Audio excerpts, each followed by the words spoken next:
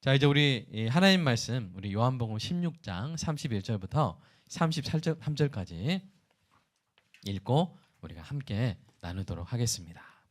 요한복음 16장 31절부터 드디어 우리 13장부터 16장까지 이르는 마지막 말씀을 우리가 마무리하도록 하겠습니다.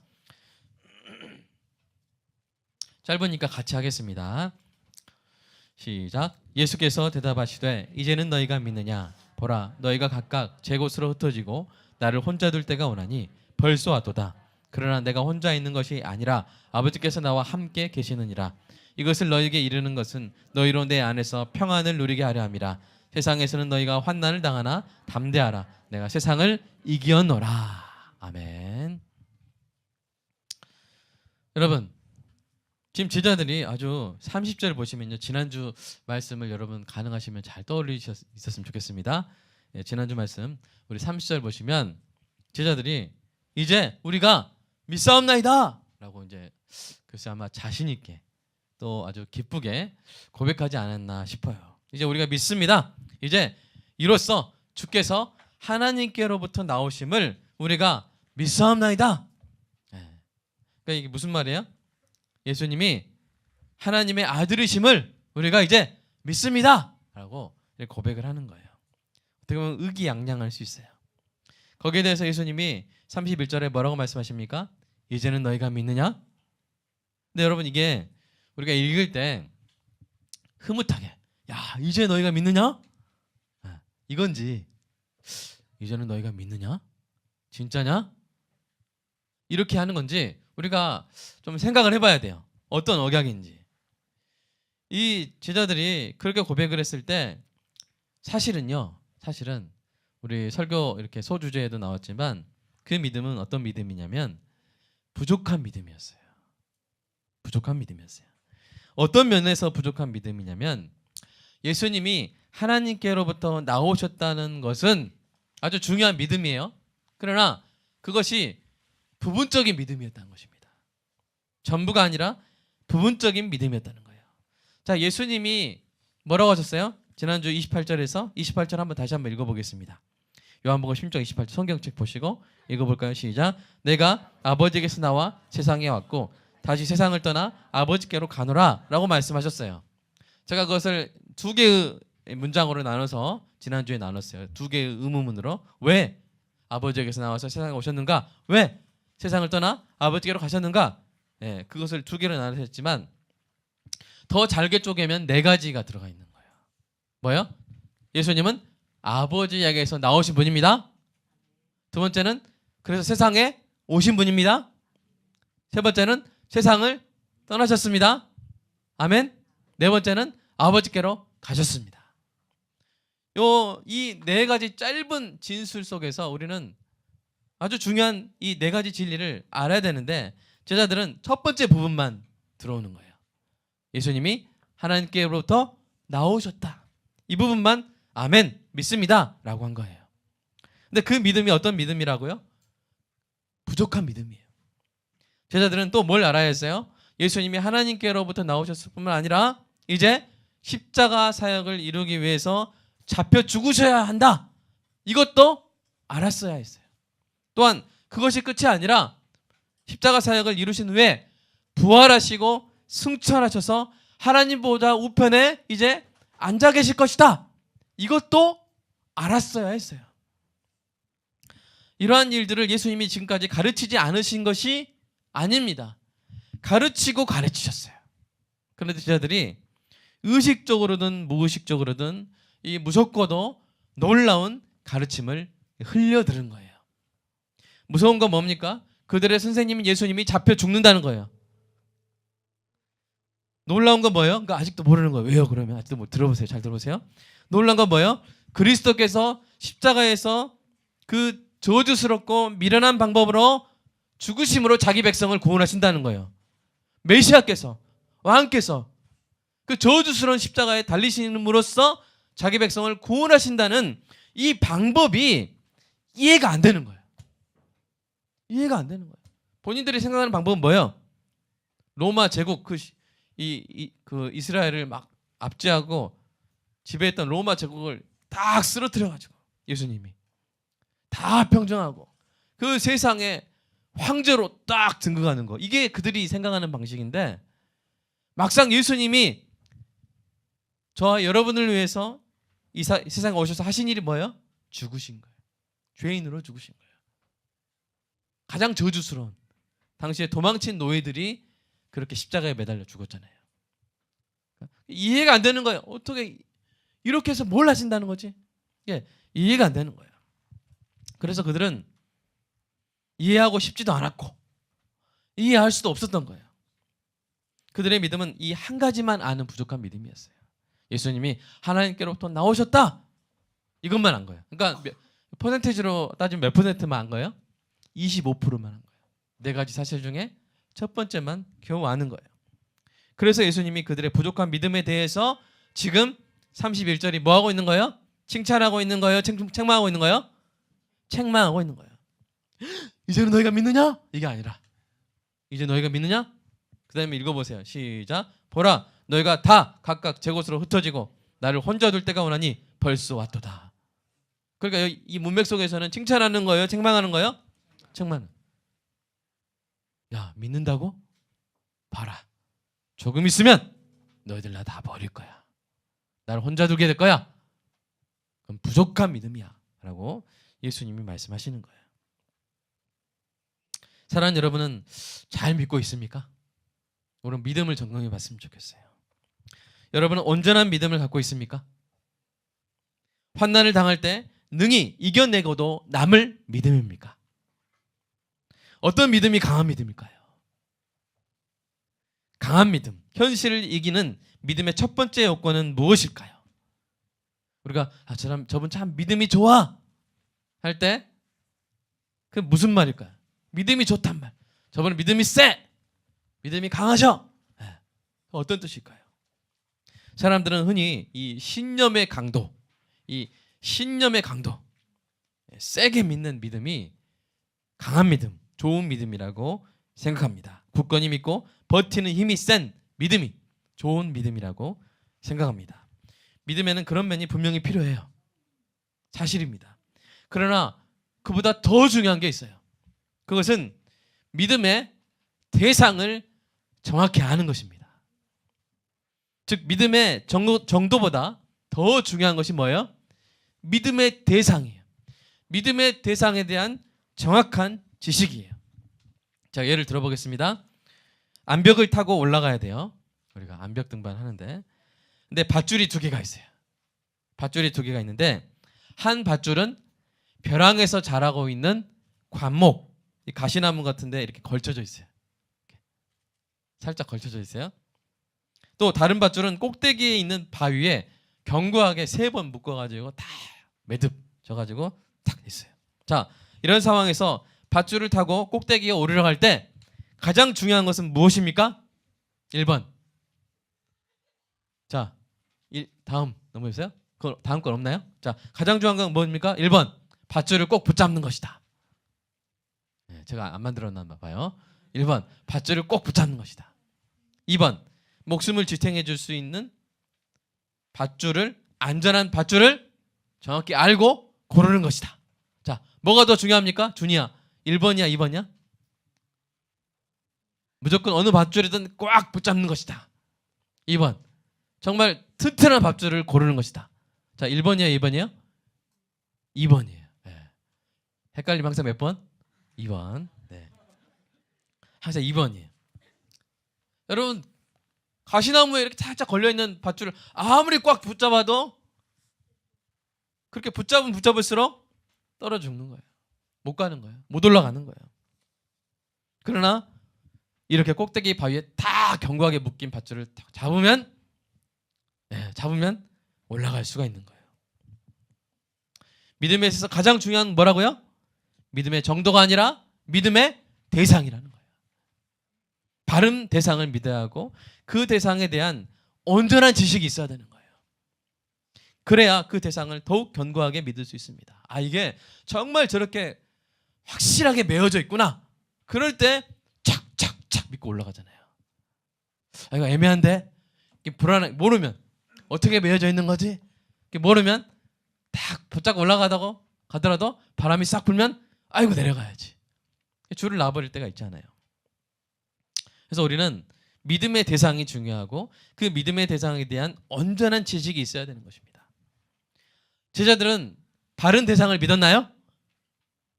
제자들은 바른 대상을 믿었어요? 아멘. 믿었어요. 그분이 누구세요? 하나님의 아들 예수님이잖아요. 그러니까 세상에 수십억 명의 사람 중에 한 명을 믿어야 된다면 당연히 예수님이죠. 근데 그분을 딱 붙잡은 거예요. 얼마나 큰 은혜입니까? 그런데 거기서 부족하고 더 나아가서 뭐가 있어야 된다는 거예요? 그 예수님이 어떤 분이시고 어떤 일을 하셨고 어떤 일을 하고 계시고 어떤 일을 하실지를 다 알아야 된다는 거예요. 다 알아야만 어떤 환난이 와도 어떤 순간이 와도 그 밧줄을 안 놓는다는 거예요. 그래서 우리가 그러면 온전한 믿음을 위해서 필수적인 온전한 지식은 최소한 무엇인가? 한번 제가 생각을 해봤습니다. 그래서 온전한 믿음 두 번째로 넘어가시면 제가 좀 여러분이 좀 기억하고 떠올리기 쉽게 탁자를 생각해봤어요. 탁자. 여러분 우리 교회 식사할 때 보면 여기서 탁자를 칙 펴죠. 그러니까 얘가 예배당인 동시에 식당이죠. 얼마나 감사합니까? 이게 걷지 않아도 식당 가려고 얼마나 힘들어요. 걸어 힘든데 원룸이잖아요. 원룸 교회 다 해결됩니다. 그래서 탁자를 탁 펴가지고 하는데 제가 이제 그렇게 탁자 펴고 이렇게 그 위에 막 이렇게 반찬 올리고 이렇게 할 때마다 제가 항상 노심초사하는 게 있어요. 아마 제 모습을 보셨으면 제가 항상 가가지고 이렇게 하고 있어요. 항상 이렇게 제가 항상 이렇게 살피고 있어요. 제가 뭘 살피는 겁니까? 다리가 쫙 펴졌는지. 저게 다리가 덜 펴지고 그 다리를 지지하는 가롯대가 이렇게 굽혀져 있으면요. 그리고 이렇게 고리가 잘 안 채워져 있으면 살짝만 누가 다리 탁 쳐도 와르르르 무너져요. 그러니까 저 반찬대가 다 무너지면 어떻게 되겠어요? 난리가 나는 거예요. 그러니까 마음이 조마조마해가지고 가가지고 이렇게 쫙 해준다. 그 전선생님한테 이거 항상 봐주세요. 한번 제가 항상 부탁을 합니다.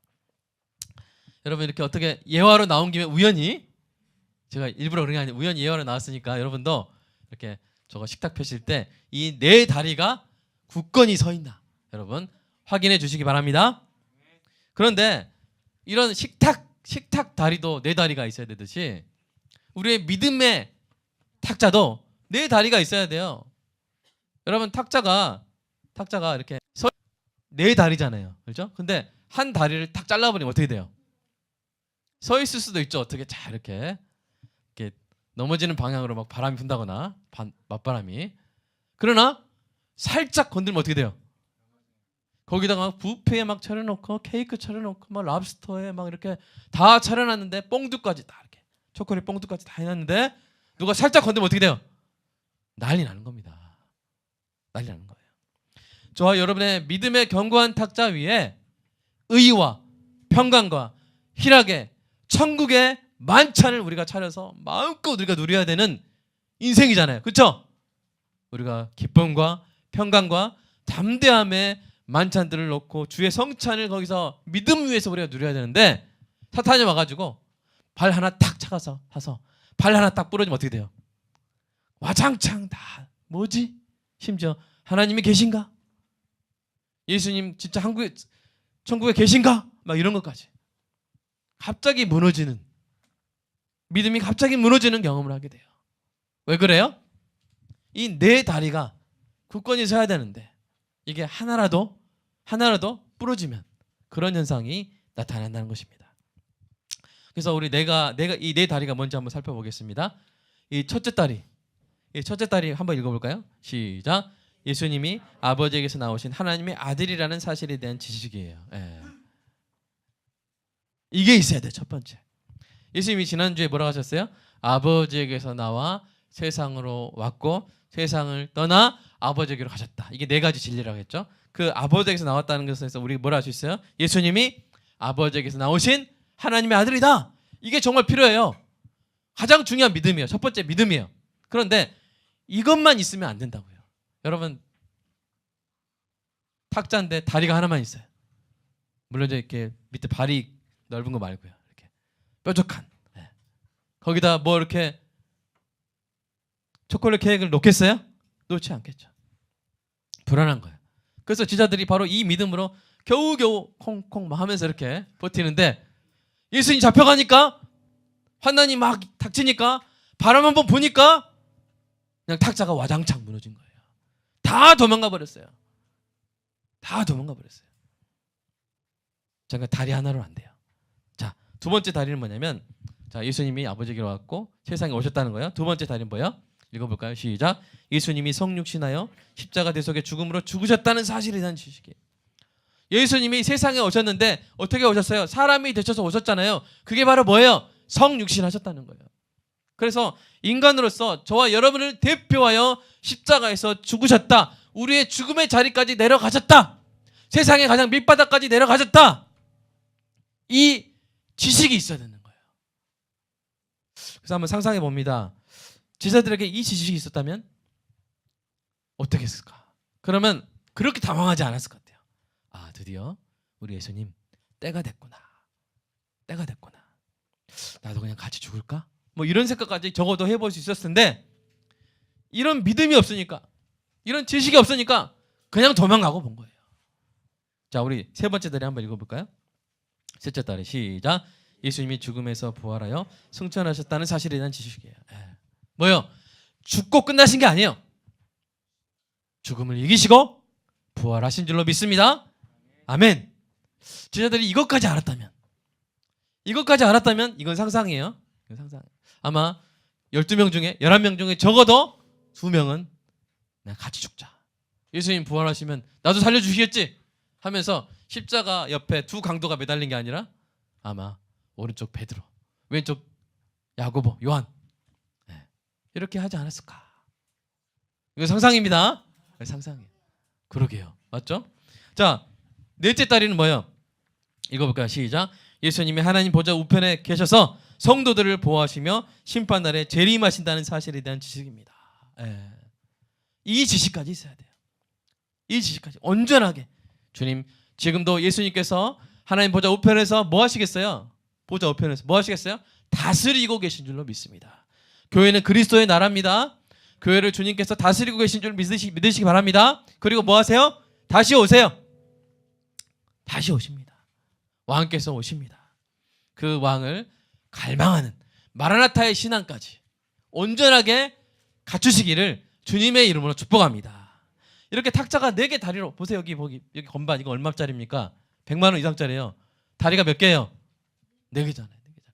다 4개로 4개로 다 견고하게 서 있어야 돼요. 그래서 여러분, 만약에 다리 하나가 없으면 어떻게 되는지 볼까요? 자, 첫 번째 다리가 없으면 어떻게 돼요? 한번 읽어볼까요? 시작. 십자가 사역의 유효성에 대해서 의심을 갖고 넘어지게 돼요. 예수님이 아버지께서 오신 게 아니라면, 하나님의 아들이 아니신 분이 그냥 사람 중에 한 분이 우리 위해서 죽었다? 그 죽음이 어떻게 믿는 모든 자를 위한 대속의 죽음이 될 수 있습니까? 한 사람이 그냥 한 사람이 한 사람을 위해서 죽는 것도 이게 납득하기 힘든데, 그 유효성에 대해서 예수님이 오직 하나님의 아들이시기 때문에, 하나님의 아들의 보혈이 십자가에서 쏟은 바 되었기 때문에 그를 믿는 자마다 다 구원받게 된 줄로 믿습니다. 그런데 그것을, 이 지식이 없으면, 예수님은 사람이었어, 이런 생각을 가져버리면 또 믿음이 넘어지는 거예요. 자, 두 번째 다리 읽어볼까요? 시작. 신자가 구원받는 근거에 대해서 의심을 갖고 넘어지게 되는 거예요. 두 번째 다리가 뭐였어요? 예수님이 십자가에서 죽으셨다. 그런데 어떤 이단은 어떻게 생각하냐면, 예수님은 하나님이셨지 사람이 아니셨고 세상에 오신 것 같았지만 사실은 오신 게 아니고 그냥 홀로그램이었다. 그냥 어떤 가연설이라 그래요. 그냥 사람인 것처럼 다니셨다. 그러니까 십자가에서도 실제로 무슨 하나님이 피를 흘리냐? 그냥 그것은 효과였다. 효과. 가장 효과였다. 이런 또 이단이 있는 거예요. 그러니까 이 믿음을, 이 지식을 거부하거나 잃어버리는 거예요. 그러면 신자가 구원받는 근거가 있어요? 없어요? 없어요. 신자가 의롭게 되는 근거가 있어요? 없어요? 없어요. 우리 죄는 그대로 있는 거예요. 예수님이 하나님의 아들이시면서 사람으로서 우리를 위해서 대속의 죽음을 죽지 않으셨다면 우리의 죄를 누가 대신 갚은 거예요? 아무도 갚은 적이 없는 거예요. 그 부분에 있어서 의심을 갖고 넘어지게 되는 것입니다. 세 번째, 다리가 없으면 어떻게 됩니까? 시작. 구원의 확실성에 대해 의심을 갖고 넘어지게 되는 거예요. 여러분, 예수님이 부활하지 않으셨다면, 예수님이 우리의 지난주에 배웠죠? 우리의 죄값을 갚다가 다 못 갚고 지금도 죽음 가운데 계신다면 우리의 죄값이 다 해결됐다는 확신이 우리에게 있을 수 있어요? 없어요? 없다는 거예요. 그러나 부활하셨다는 건 뭐예요? 부활하셔서 세상을 떠나셨다는 것은 무엇을 의미합니까? 다 갚으셨다는 거예요. 아멘. 우리의 죄값을 다 갚고도 남았다는 거예요. 완성하셨다는 거예요. 그것에 대해서 의심을 갖게 되는, 그것을 부활을 믿지 못하면, 부활을 알지 못하면, 부활을 인정하지 못하면 그렇게 되는 거예요. 자, 네 번 다리가 없으면 어떻게 됩니까? 시작. 주의 다스리심과 재림에 대해서 의심을 갖고 넘어지게 돼요. 아버지께로 가셨다. 여러분 믿으십니까? 지금 그리스도께서 하나님 아버지 보좌 우편에 계신 것을 믿으십니까? 근데 이것이 없으면 어떻게 되겠어요? 오늘날 예수님이 나의 삶을 다스리시고 나와 동행하시고 나를 가르치시고 천국 갈 때까지 나를 위해서 기도하시고, 그리고 우리가 예수님께 가든 아니면 예수님이 이 땅에 재림하실 때가 있다, 나는 그분을 기다린다 하는 이런 마라나타 신앙이 있을 수 있을까요? 있을 수가 없는 거예요. 있을 수가 없는 거예요. 어떤 일을 때 주님이 나와 동행하신다는 확신을 가질 수 있어요? 없어요? 가질 수가 없는 거예요.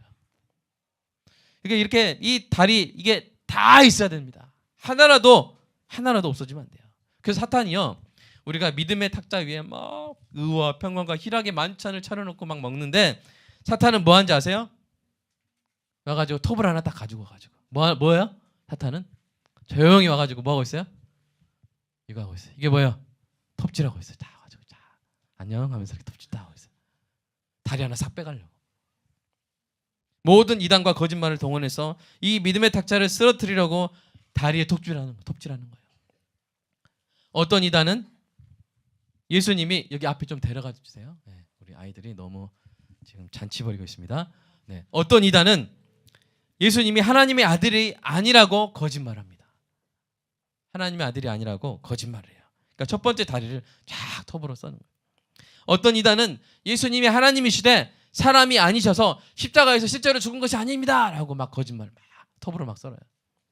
또 어떤 이는 예수님의 부활은 역사적 사실이 아니라고 막 톱을 막 썰어요. 다리를 막 썰어요.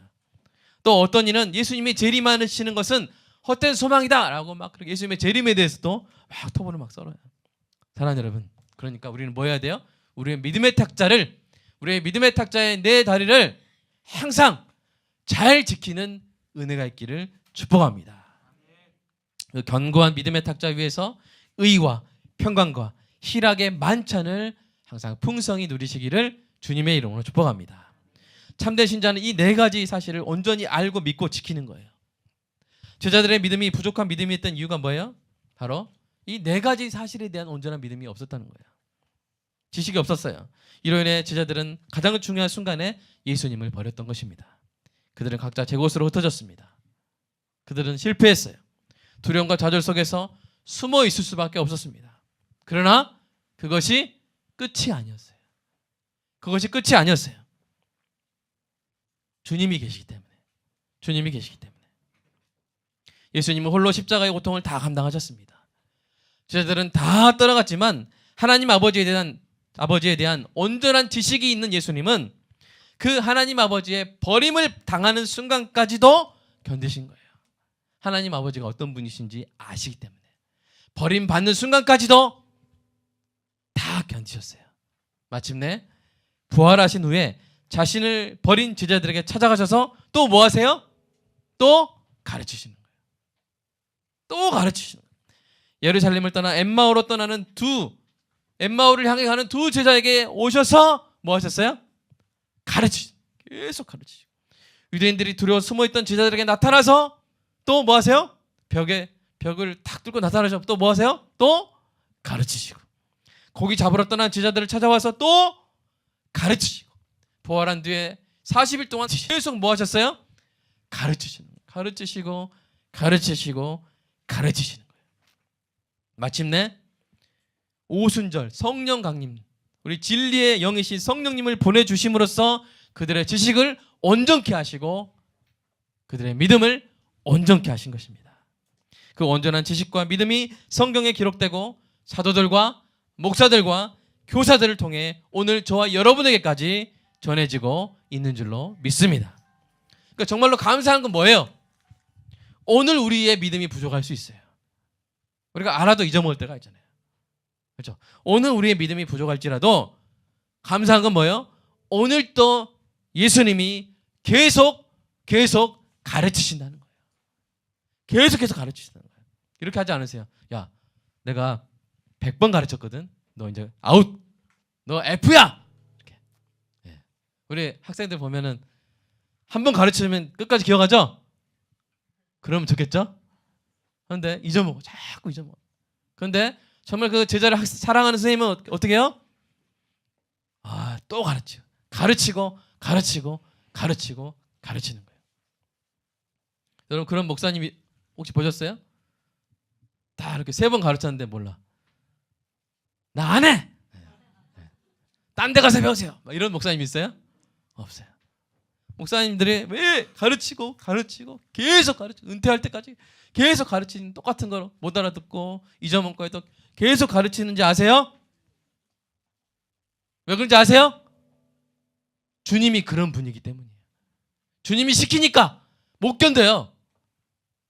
주님이 야 이것도 모르느냐? 너 이제 그만. 그런 분이 아니시기 때문에 넌 가르쳐라. 너도 몰랐지 않느냐? 너도 지금 알았지 않느냐? 계속 가르쳐라. 그러니까 주님이 계속 가르치시는 거예요. 계속 가르치시는 거예요. 여러분 요한복음 13장부터 16장까지 지금 우리가 몇 달 걸렸잖아요. 몇 달 걸렸나요? 한번 계산해 보세요. 근데 그게 다 뭐였어요? 예수님이 가르치시고 어떤 건 기도에 대한 건 되게 여러 번 나오잖아요. 그러니까 또 가르치시고 또 못 알아들어도 계속 가르치셨어요. 오늘 33절 제일 마지막에서도 뭐라 그래요? 이것을 너에게 이르는 것은 이게 뭐예요?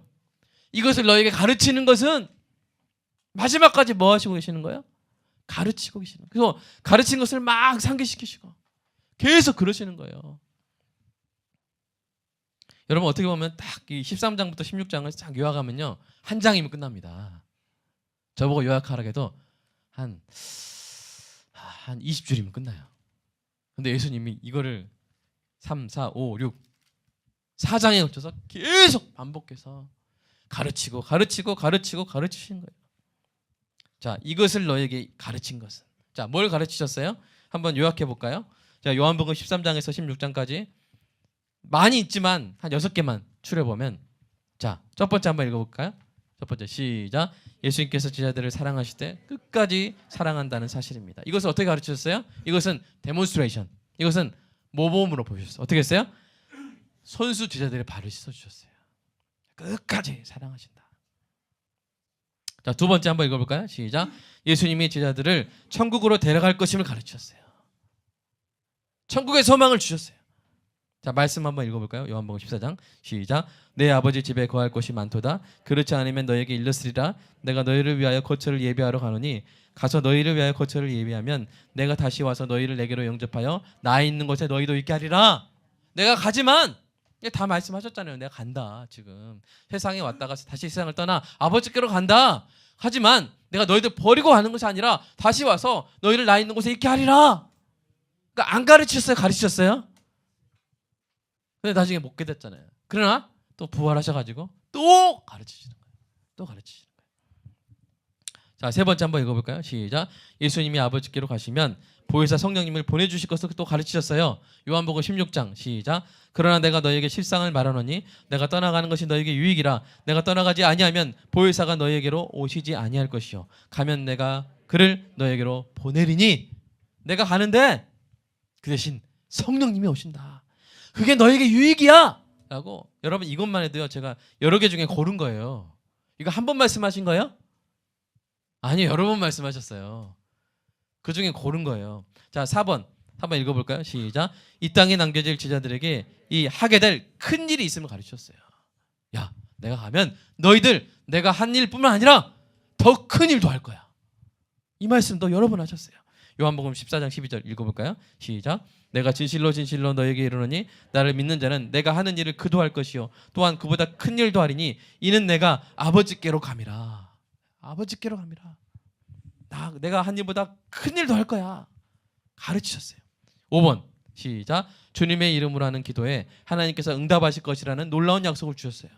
우리 요한복음 16장 24절 시작. 지금까지는 너희가 내 이름으로 아무것도 구하지 아니하였으나 그러면 받으리니 너희 기쁨이 충만하리라. 내 이름으로 구해라. 여러분 13장 처음부터 이렇게 같이 오신 분, 자, 내 이름으로 기도해라. 이거 몇 번 나왔어요? 적어도 3번 이상 나왔죠? 아마 기도에 대한 설교만 해도 3번 이상 했을 거예요. 그냥 계속 가르치시는 거예요. 그러니까 신앙생활도 중요한 게 뭐예요? 반복학습입니다. 반복학습이 필요해요. 자, 마지막 6번 시작. 마지막으로 오늘 본문에서 예수님이 세상을 이겼으므로 제자들이 환난 가운데에도 평안을 누리고 세상을 향해 담대하게 나아갈 수 있음을 또 마지막으로 가르치시는 거예요.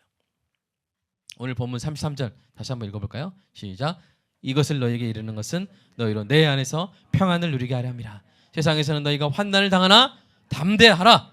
내가 세상을 이겼노라. 아멘. 가르치시는 거예요. 이게 얼마나 은혜입니까? 정말 은혜입니다. 우리의 믿음이 연약할 수 있어요? 이렇게 배워놓고도 또 연약할 수 있어요? 이렇게 배워놓고도 3번째 다리가 접어질 수 있어요? 예수님에 대한 지식이 여전히 부족할 수 있어요? 현실 속에서 실패하고 넘어질 수 있어요? 그러나 예수님은 다시 다리를 펴주시고 다시 다리를 붙여주시고 다시 가르쳐주시는 거예요. 평생 가르쳐주셨어요. 예수님이 저를 평생 가르쳐주셨어요. 평생 가르쳐주셨어요. 전 이 예수님이 너무나 감사해요. 우리가 이제 교회론 직분론 요새 공부하고 있는데요. 예수님이 어떻게 가르치십니까? 어떻게 가르치세요? 첫 번째로 성경을 통해서 가르치시잖아요. 그렇죠? 성경을 통해서. 두 번째로 성령님의 조명을 통해서.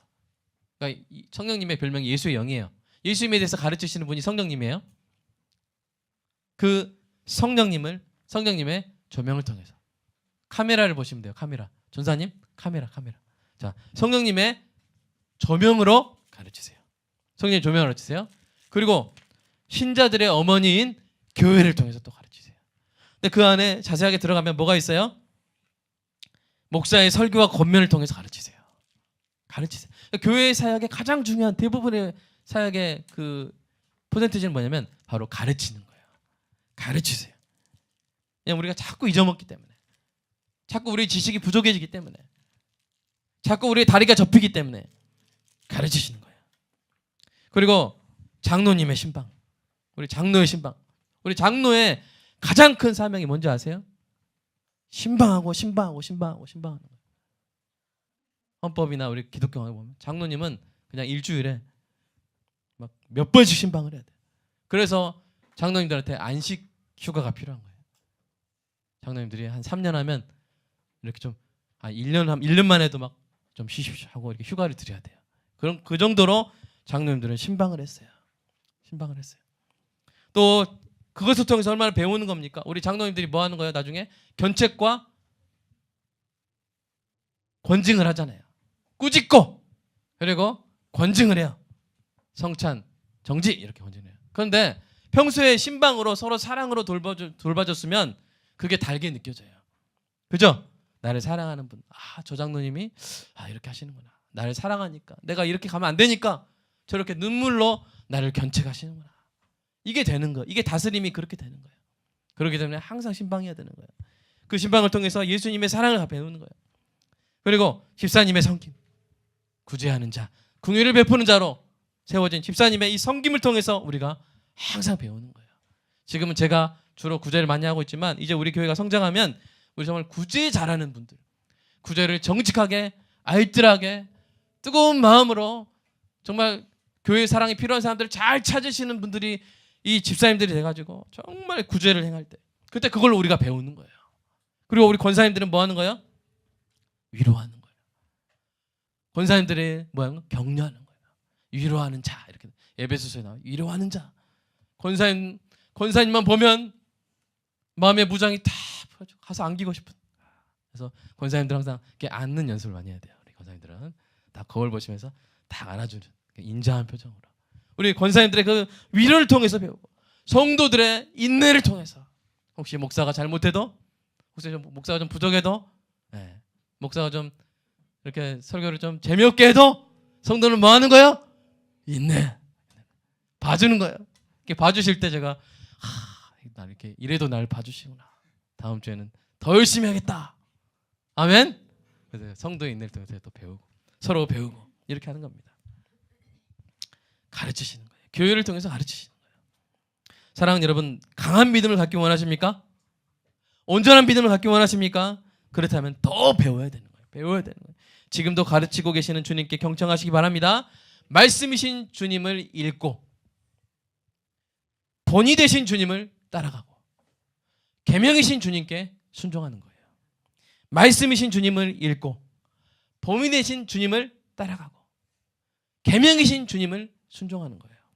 그래서 계속 배워감으로 교회의 머리 되신 주님까지 주님의 그 수준에까지 장성한 분량까지 자라가는 저와 여러분 되는 은혜가 있기를 주님의 이름으로 축복합니다.